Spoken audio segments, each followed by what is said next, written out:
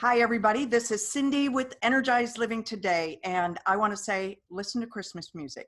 I do not know why, but I was told that by my guidance that everyone needs to listen to Christmas music this weekend. So if anybody else got that, or if you know why, let me know. As I said before, most of the messages that I get are cryptic.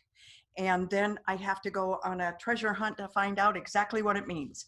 And everything comes clear with time. But for right now, that's what I have. So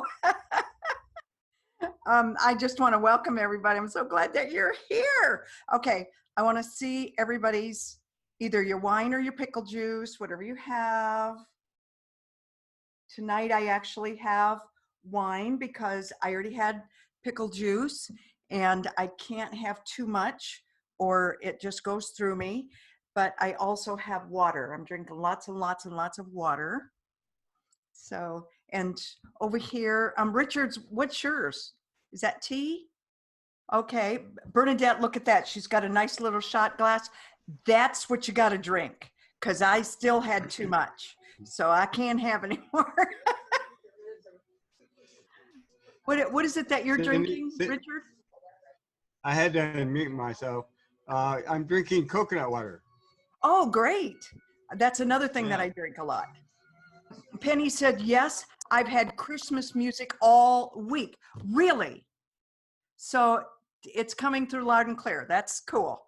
I have sauerkraut juice, Penny says. That's another one that's really good. I actually had a sandwich earlier with sauerkraut. Rebecca has hot tea and hot tea with lemon. Alice and Lori, it's the most wonderful time of the year. Yes, Christmas music just brings a lot of joy to the heart.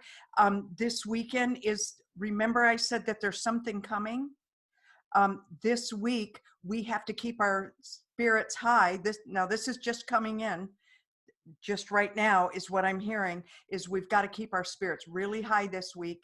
And so Christmas music, whatever your favorite Christmas music is really important to keep our spirits really, really high. So that's what I'm hearing. Is anybody else confirming that? Patricia, are you shaking your head? Yeah. Okay.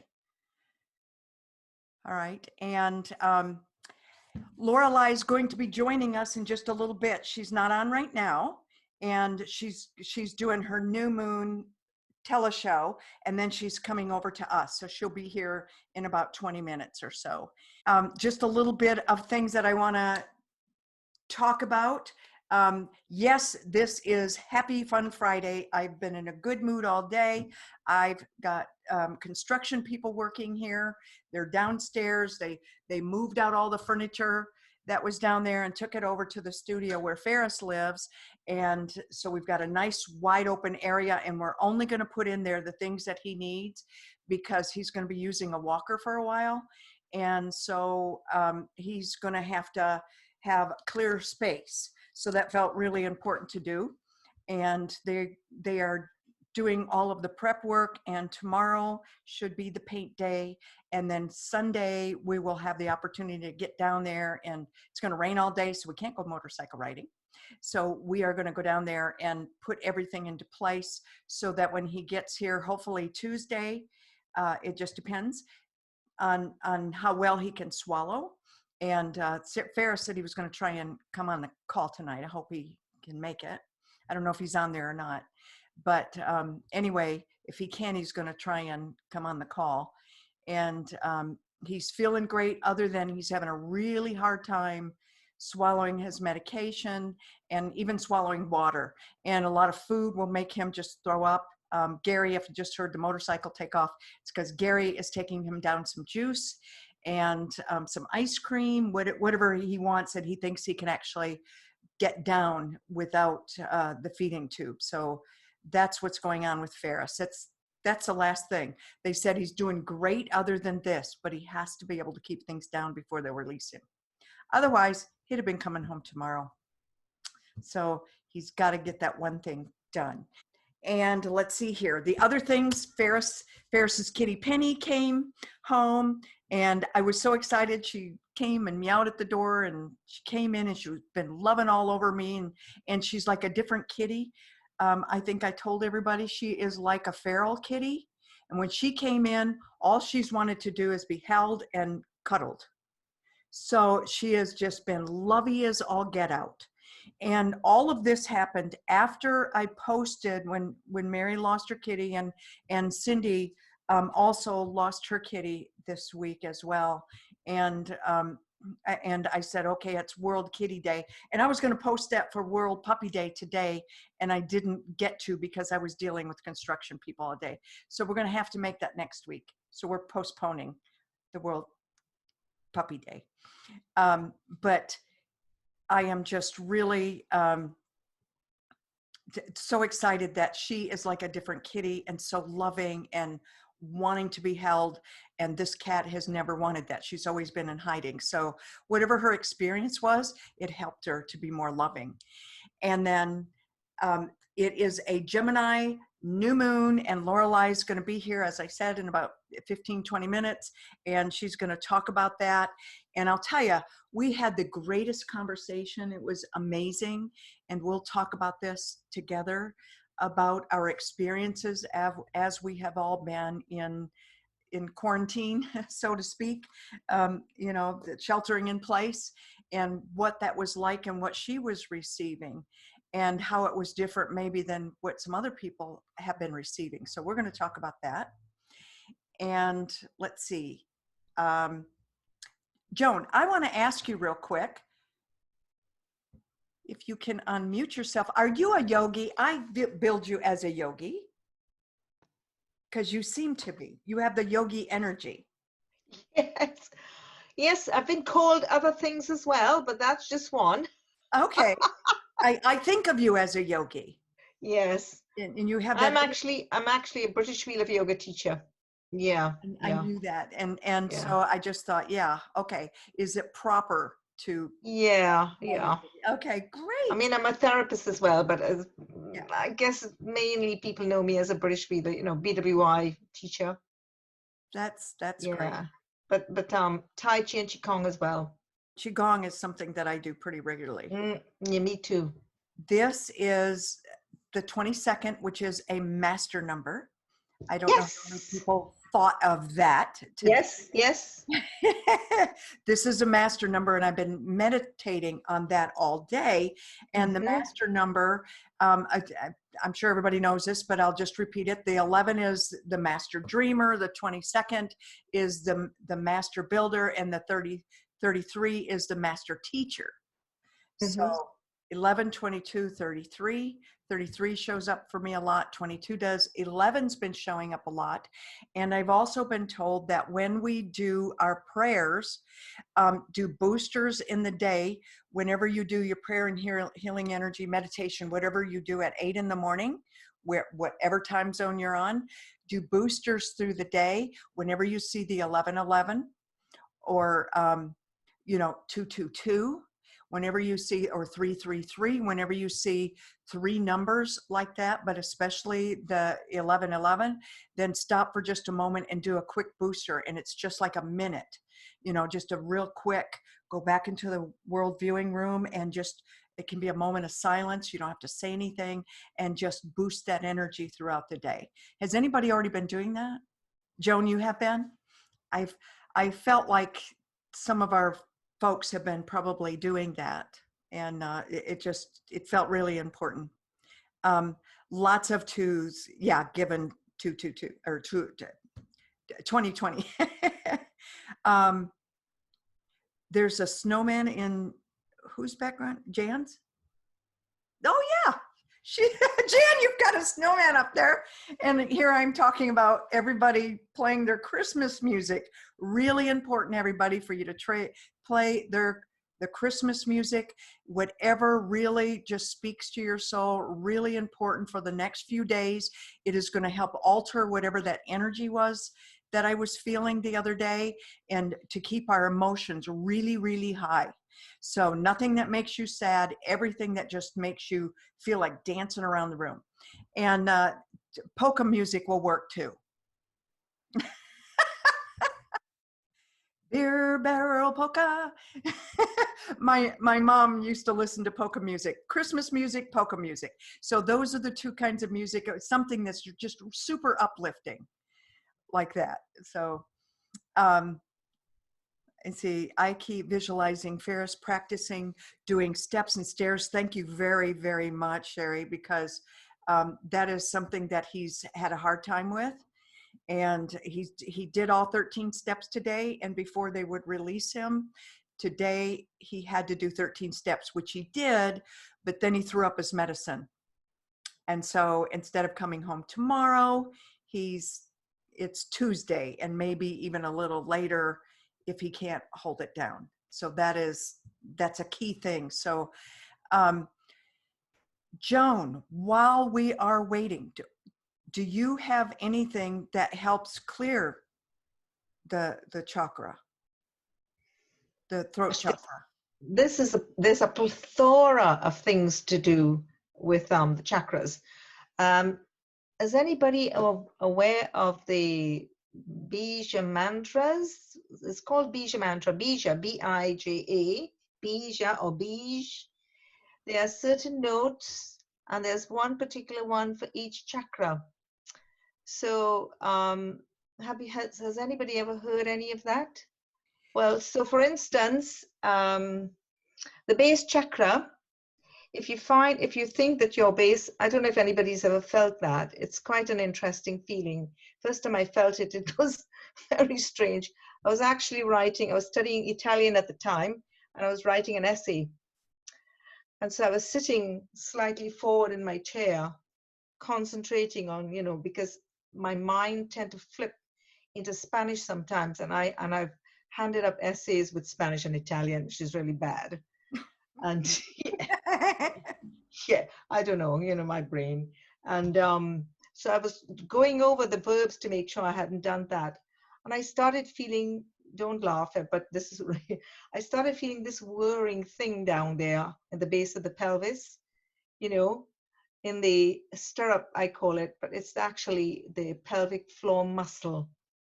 And I started feeling this like that. And I thought, oh, what's happening now? The first time you feel it, you're going to feel like, what's happening down there? So I thought, no, it's the way I'm sitting. So I sat back, put the pen down, and I closed my eyes. And I thought, and then it suddenly hit me. Oh my God. Because if you ever feel that in any parts of the body, you're in almost like a theta state. I don't know, what I'm talking about, the levels of consciousness. Mm-hmm. So we're in beta at the moment.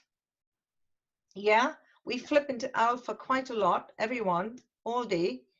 When you're doing anything that's routine, you tend to slip into that. You just do it automatically, and it takes your mind into. So when you're driving home, everybody has had this all the time. We do it all the time. You're driving home, the car is literally driving itself. Mm-hmm. And you have tripped off somewhere. Correct, everyone? Yes. Yeah? Yeah. So you're driving, you reach home. Yeah, you reach home sometimes and you think, oh, I'm here. You were in alpha. And it's the precognitive state that a lot of hypnotherapists and regressionists use to get you there, to slip over and down. So you're already in that sort of floaty state because the mind, yeah? So at that point, sometimes you can connect to another level of consciousness, and it's a really thin, soft level, yeah? A kind of floaty level. And then you are open to these cognitive suggestions, and you can actually do this to yourself. So I've actually learned to do it now, and it doesn't sort of put me off when I get the little sort of, little trembly thing. But it's a good thing to do to check in with the chakras in the morning, which is what I do. I am sure everybody has heard about Carolyn Miss and her work with forgiveness and things like that. So I did a 5-day workshop with her in Scotland many, many years ago. And that was one of the things she said to everybody: check in with the chakras every day. And it's really simple, and I will show you a chart with it, but you go into the points and you just feel to yourself, is this feeling okay? And then I'll give you the names of it. So the base chakra is LAM, it's lam. And, you know, if you kind of go in there and you go, you don't have to say it out loud, but I do, you know, lam, lam, lam, lam, lam. And that is checking in, yeah, yeah. And that is checking in with a base chakra. And sometimes it would bounce in there and you can feel as if, not feeling so right. And then all you have to do is to imagine the grounding. I'll talk you through that. Grounding yourself and bringing up the energy and taking it up the legs and into that point in the base chakra. And then visualize, imagine, or see. Some of you already are visual people. Visualize, imagine, or see that the red of the chakra is coming up and getting brighter and brighter. And what you're doing is you're nicely cleansing and activating it. You're telling it, come on, switch on, switch on, switch on. And it's really simple once you get to know it. You don't have to be versed yogi or anything like that. You just check in with the chakras, give it the color and tell it, come on, shine. Yeah, crystals help. So if you use a grounding crystal, can you all see that? Mm-hmm. Yeah. Beautiful. Right. Is everybody seeing that okay? Yeah, just back up just a little. These are hermatites. I was just going to ask you if they were hermatites, and then Yeah. what are the other ones that you have on there? These are silver and hematite. Okay. All right. Silver and hematite. I make these. Oh, cool. So it's another thing that I like to do. These are grounding crystals. And there are lots of other ones, but these tend to do the work very quickly. Yeah, they're very natural, polished. Yeah. So they do help to ground you quickly. I have one that I wear. It's just been in storage for a little while. Yeah. So I got to get it out. Yeah. So tiger's eye as well would do that, but these do it really well. So that's another tool. Crystals are amazing. They are our little gift from God, honestly. And you could get them anywhere. There are loads of them. Oh my goodness, they work a treat. And then you go into each chakra and you do something like that. The base chakra is red. The next one up, that's usually 3 fingers up. So if you imagine the tailbone and then 3 fingers up from the tailbone of your spine, you'll get to the other one. This is sacral. Yeah. And that one, the color is orange. And the Bija mantra for that one is VAM. VAM, VAM, VAM. And so even if you don't know how to hum it, you can think of the VAM. And then you're going there and you do the same thing. You bring the energy up like a little ribbon. You go from the back of your body through to the front. Most people think it's from front to back. It's from back to front. Yeah. And then you excite it, you activate it, and you see that orange almost doing this. So I literally visualize, yeah, that the colors are doing this. There are lights that you can. I have a lot of them, obviously, you know, well. So I use it for teaching as well, where the colors would slip into one color of the chakra to the next. And so the students can actually see, and I make them do something called Trataka, which is supposed to be done with a candle, but if you do it with a light, it's just as effective. Trataka is candle gazing, and it is a conscious builder for focus and for raising the energy in a structured way, conscious way. It takes you to another level as well. and that it will bleep onto the orange, and then you can actually bring that into the body. So for all the people who like to, somebody has this amazing green picture. Linda, are you all seeing that? Yeah, she's got her plant there. Yeah, Right. okay, so that's just caught my eye for a while now. I feel as if I'm drawn into that green. And that color, if you can imagine that as emerald. So if I go for a walk, I will start picking up all the colors that I can find and draw them into my body, into the chakras. And the green on the ground is the heart. Yeah. And I draw that in. So it's so easy. You just use whatever is around you to activate into the chakras. You see an orange flower, you know that's the sacral, and you see the red, anything with red, that's the base. The next one up is solar plexus, and that is the yellow. And there's so What's many the sound yellows on now, that? daffodils and things like that. And you do the same thing. You're walking around, and walking at the moment barefooted is really, really good because the weather is nice, particularly here. So walking outside barefooted is best.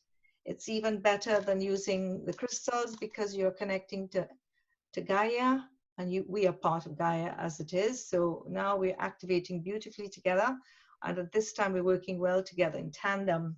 So you know it's all this sort of thing. Yeah. Mm-hmm. And then you bring in the yellow and you take it in there.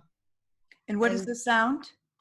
So I'm gonna print it off and give it to you, Cindy, tomorrow. I didn't have time because I was helping in a warehouse today.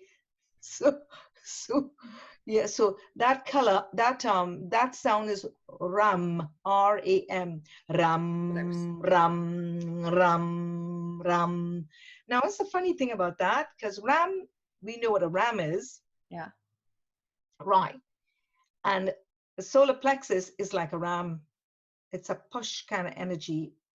It is our individuated self, our taking control, our will. Do you see what I mean? Mm-hmm. And so sometimes the will can be very pushy, and at other times we can stand back and be passive. But it's very interesting. It's Ram, you know. So yeah, so each time you go into the chakras, you take one of those colors, and you can see so many of them all over the place. Yeah. It's an interesting thing. When you go into the heart, we have a heart and a high heart. And most people think of the heart, the actual heart itself, as the chakra point. The heart isn't the actual chakra point, it is the thymus. The thymus, this is thymus, and it's a little bit above, as you could see on your chart when you look at that, the colors. Mm-hmm. Yeah. Yeah. So if you look at that, we think of the heart always, we say the heart chakra, but the heart and the thymus are working in tandem all the time. And when the heart is out of sync, it talks at the thymus would tell the heart something isn't right, and then that starts all the thing going on in the heart, and so the poor heart ends up paying the price for emotional upset and disturbances.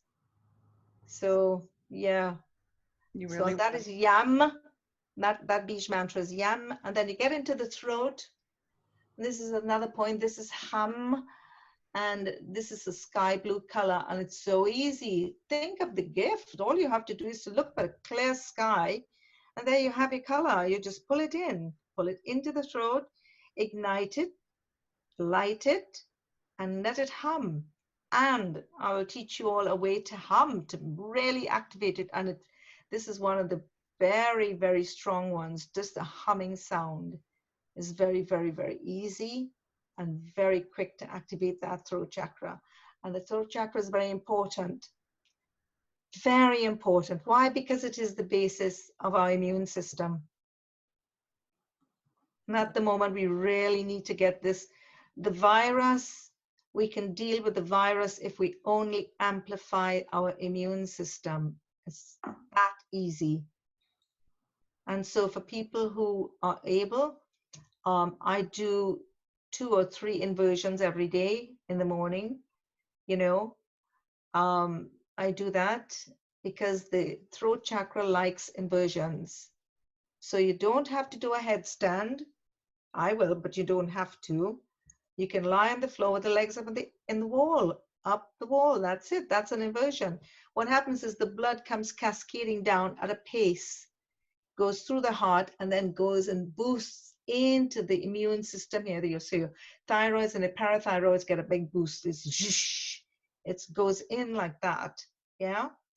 So And for Ferris, he can't do that, no. obviously. He just had his chest cracked open. So Mhm. for him, what can he do to activate that throat chakra without being able to lift his legs? Because that's just not going to be possible. Yeah, and for somebody who's had particularly surgery or something like that, we always say to not take the legs up the wall or anything like that. You have to use visualization. You have to, and I tell you, visualization is very powerful. You have no idea, because you are now in charge of the mind, and all of our problems in the world is actually the conscious mind taking us on a spinning us off here and there, you know.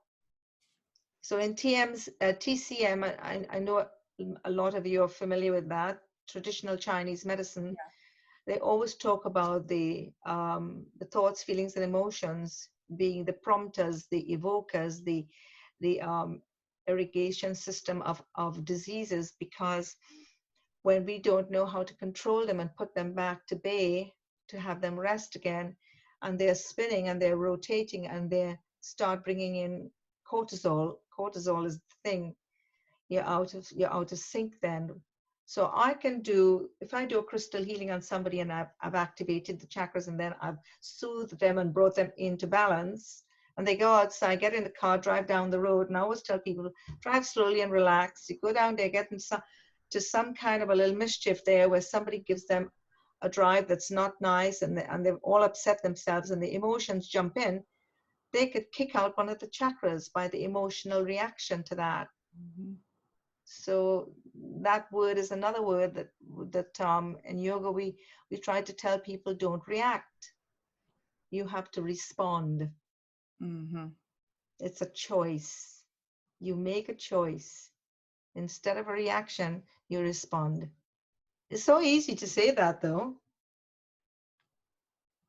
because when something happens like that, we kind of forget it and boom, it happens. And then you think, oh my gosh. And you know, when you've reacted, you know immediately. Why? Because one of the first things that you'd feel, it has an effect on the eyes, the pupils dilate. You get the pupil, you get the little jump in the heart. You know, there's a little, and sometimes, not so much men, but I find women, you would have a little gasp, an in-breath. And then you'd find that you'd hold it. You suspend the breath because you have also activated the cortisol levels, and they have 3 hormones that jump in from the adrenals, and so you've activated that, and that is a reaction. And if you've done that and you're driving, it takes a while for that to calm down. If you're in that raised response level of beingness, you've lost your equilibrium, your state of peace inside. And in yoga, that's what we want all the time, to be in the peace zone. Mm-hmm. And I'm going to show you a little graph with that, what the emotions do. And then the And then third, the third eye, yeah, this one is your Om, and that one up there, the pineal. So this is pituitary stimulation and pineal, or pineal, as some people say. And this one is OM, but this one is AUM, and there's a difference. So Om and Aum, which is with inculcating all sounds. And it's what they believed that this sound at the birth of creation was the Aum, not the Om sound. There's a difference. And there's a difference in vibration and a difference in frequency. Well, And they Ferris each was have a on. I different just level wanted, of frequency as well with music. I wanted you to know that Ferris was on and he was listening to part of it, but he left me a message. He's too tired to. Yeah, Stay I on. would He have wanted to thought say so. hi to everybody, and I Oh, but he's too tired. He's got to go to sleep. He checks in early. yeah, yeah. He goes to bed early. Oh, bless him. Well, this has been so wonderful, and I used to know these sounds, and I haven't been doing yoga in a while, so I forgot. So I'm so Yes. Do you remember them now? yeah. As soon as you Okay. started saying, I'm going, what is the next one? I don't do yoga as much as other things. So, but I enjoy yoga again. Yeah. I haven't been able to do it for a long time because of my injuries, but you can see my wrists, how many Yeah. scars I have had. These have been smashed pretty. So doing any kind of down dog or anything was painful, but not now. Yeah, but do you see, everybody knows this sign, yeah? Yeah. Okay. So do you see what I'm doing? Mm-hmm. I formed a T with my hands, and I teach this a lot. Yeah, who's that? That is Chari. That was a fantastic one. It's a T, and you push the wrists together, particularly if you have arthritic wrists or fingers, and you push it together until you literally force them to shake. And then you start feeling the heat because you have 2 chakra points in the middle of the palm there. If you touch it gently with a finger tip, you will feel how sensitive that is. And that sensitive point is actually a vortex, it's a chakra point. Mm-hmm. Forget about the other chakra points. We just think about the 7 in the body, but there are many around. And there are 2 in the palms. And this, just pressing it together, activates that blood flow there. And wherever you have something that needs healing, you need to get the blood to get there. And if you can get the blood to get there, that's where the magic happens. It'll take amino acids, and the amino acids feeds into the muscle, and the fibrous tissue and the tendons and ligaments will respond. And then you get a little bit of healing starting. But then if you do this, press it until you feel the heat and a little bit of shaking. Yeah. I It do will. that, and I got more use than they ever thought. Yeah. After I, So this was there, shattered. there's going up, there's pointing forward, there's pointing down, Mm-hmm. there's pointing back up. And then if you're clever, I don't know if you can see this. Yeah, I'm into my heart. that's the one that's the hardest for me. It is the one that's the hardest. Yeah, But if you but can, get that, so I make the students do that a lot. I will. Because, I want to yeah. answer people's question that I have over here real quick. Lorelei is coming. She's going to be here in about 5 to 7 minutes. So for everybody that's been pinging me, yes, she's coming. So Oh, good. yeah, great. And I Yeah. love this. I love the reminder because I've been asked to do yoga again, to start doing just some gentle things and start working on that again. That's been that's always been my downfall. That's the reason I run. My legs are fine, but Yes. I've had We multiple forget about doing things with this. I mean, this is something that we think of this in Christianity, yeah, as the prayer. amen, yes, and the prayer, we call it prayer pose. But in yoga, this is not for prayers, it's for something completely different. It's a hand gesture, and it is actually called Anjali Mudra. A mudra is a gesture, usually by the hands, and this is to link the hemispheres of the brain together immediately, to force your left and right hemispheres to come together like this. Mm-hmm. And that's what this is Whole for. brain. Whole brain. Yeah. Yeah. So we don't use this to pray in yoga. We use this to get 100% focus. And most of the time during the day, we are in either one or the other. we go flip, flip, and it's usually 90, approximately 90 or 100 minutes. You flip over from one to the next. Yeah, so you can tell which brain you're in as well. I don't want to go into Lorelai's time. I'm dying to hear what she has to say. So Yeah, is she tell coming in? I'm just reading some of the messages over here, and one thing that I want to go back to, let me see who I found. Who was that? I just saw somebody said their dad was out of the hospital. Wow. Andrew, That did was you find that? Linda. I think it Linda. was Oh, Linda. okay. Just want to say thank you to everyone for prayers. My 97-year-old dad, who had been in the hospital since April 25th from COVID, was discharged Monday to a skilled nursing facility. He still has a lot of healing to do, but we think he is over the hump, now starting to heal. 25. That is such a great news, especially for somebody his age. That is just, yes, this is right now, this is prayer. It's both. And then Cherry asked a question down below. This is for Joan. What about the god Ram? Is there a connection? Something you said earlier. Yes. The God, we want to try and bring the God, but not Ram to the Ram.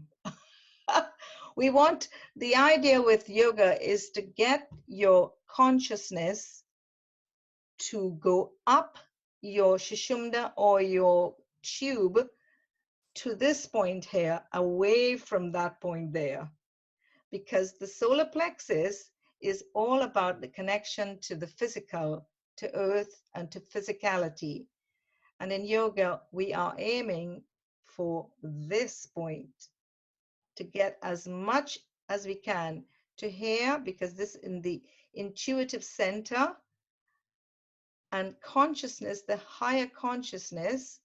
If you want to get inspiration, you won't get it in the solar plexus. So the idea is, yes, Ram, we know about the god Ram, but we're trying to get our Shakti, our energy, feminine energy, come up here, link with Shiva at this point, and then do this away from the solar plexus. Not that the solar plexus, I mean, this is a really important chakra, because how do you make a decision? This is your decision center in the solar plexus. But like everything else, progression means the more you can raise your consciousness to this, the more refined, compassionate, and intuitive you become. Does that answer the question? It does. I think so. Does that answer the question? She's saying yes. Cherry's saying yes. She's Okay, nodding. She's great. on video. Ah, Oh, great. Okay. I want to make sure that I'm not missing anybody over here. And Lorelei says she's coming.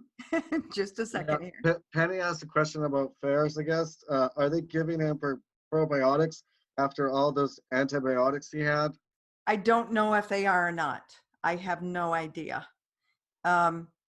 I know it's limited what they can do, and I can actually do more for him here than they're able to do there at the VA. So that's why I wanted to get him here. But again, because he was, everything they gave him, he wasn't holding down. Anything that they gave him for his stomach just came right back up today. And I wanted him to talk about that, but he was too tired. He kept throwing up all day. So that's why I thought, okay, throat, he's not able to swallow. You know, I know that he's messed with, you know, they opened up his whole heart all the way up to here. So it would affect a lot of his chakras. So I so appreciate that, Joan, that you went through that. So important. When they're throwing your whole body out of alignment like that, of course he's going to have problems. Of course he is.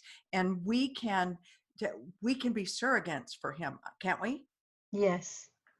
Also, Masami, sorry. Go ahead, Masami.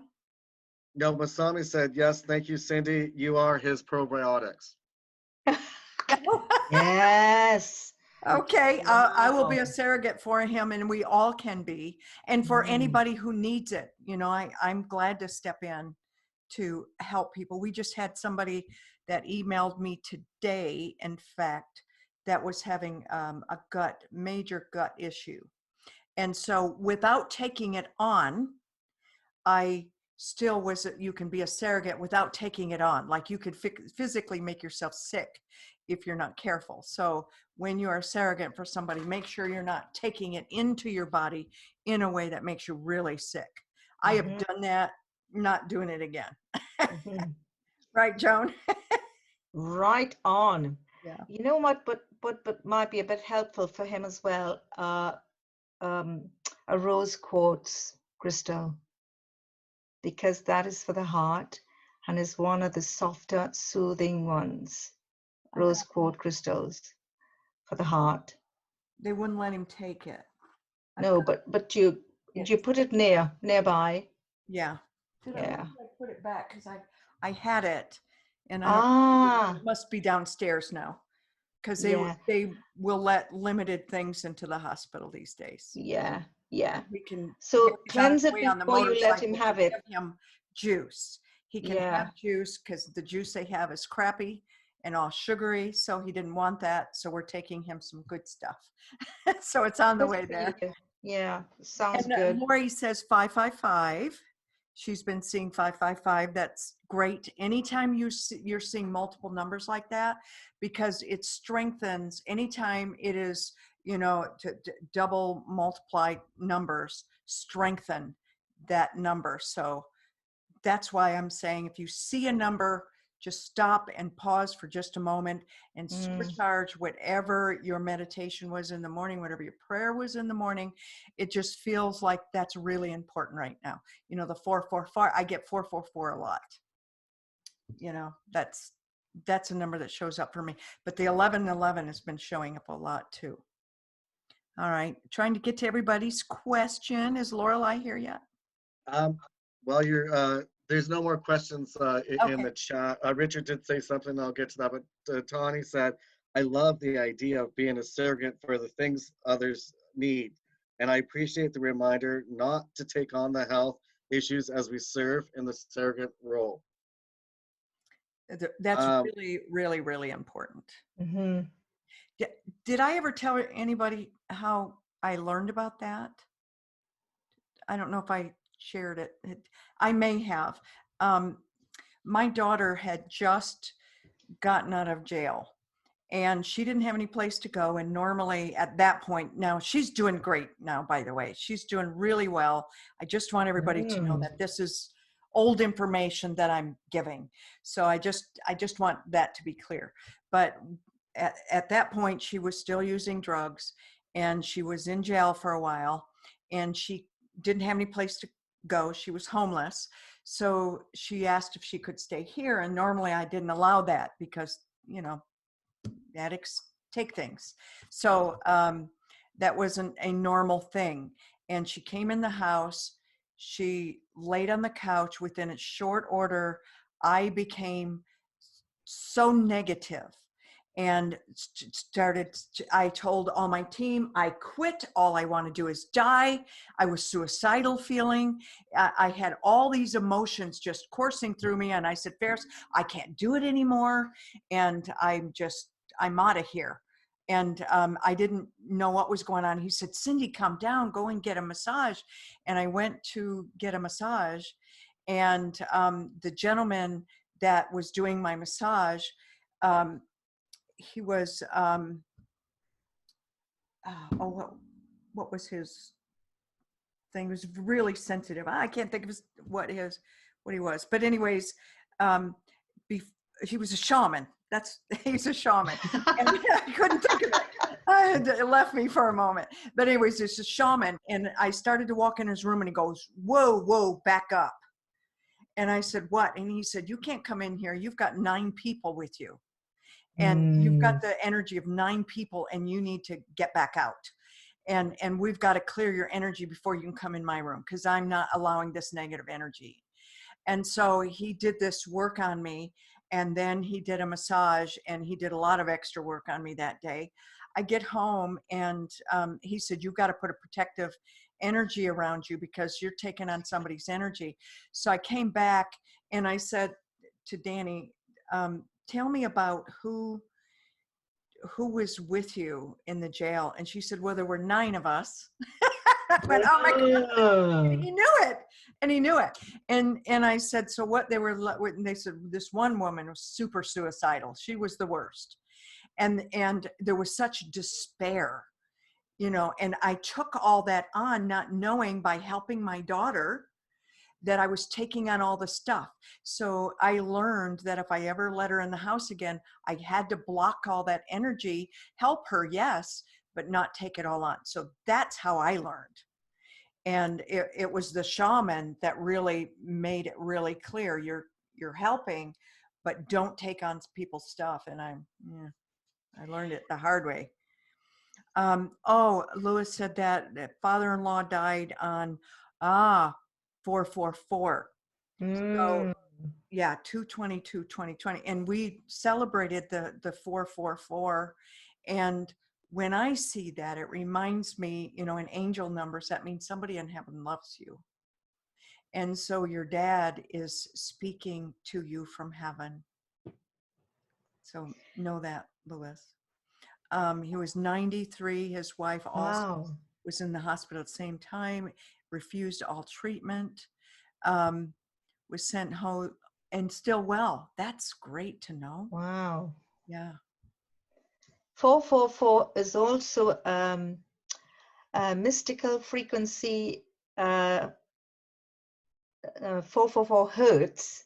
Yeah. For some music that was given to, this is the story when I went to Israel a long time ago. Before David became King David, he was a shepherd boy playing a little lute to his sheep. And one evening, just before he drove them down for the day back into the herd, you know, he was on this little hill, and a big mist gathered in front of him, and it eventually cleared, and he saw that it was an angel, and it was Archangel Ezekiel, who then gave him certain frequency music, which today we call, but that was not what it was called then. We call it solfeggio rhythms. I don't know if anybody's familiar with that. Mm-hmm. Yeah. Mm-hmm. So I bought some of this music from somebody who went to Israel and was given the actual scrolls by a Jewish guy who didn't really know what exactly to do with the different frequencies. But 444, he wove it into some music, and one day I can let you all hear it, this particular one. And it was called, that particular music, the 444 frequency, is called the Song of David. Mm. And it is really beautiful. Solfeggio music I'll use a lot in my class. Not only is it balancing, but it also has a natural healing, harmonizing effect. And thank you so much, Joan. You've been fabulous. Everybody, let's give her a big woo-hoo-hoo. That was awesome.